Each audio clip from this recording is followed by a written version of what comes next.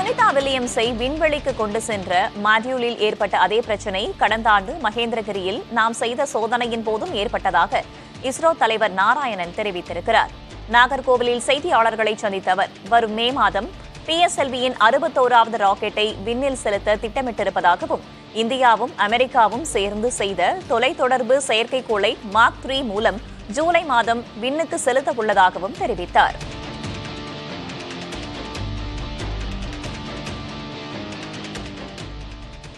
Sunita William இங்கே வாரதாட்டி சொல்லியிருக்காங்க. Sunita William நீங்கள் இப்போ உங்களுக்கு தெரியும் இல்லையா, அவங்க போகும்போது ஒரு சின்ன பிரச்சனை இருந்தது. அவங்க கொண்டு போன அந்த மாடியூலோட ஒரு த்ரஸ்டர் கொஞ்சம் ஹீட் ஆகிடுச்சு.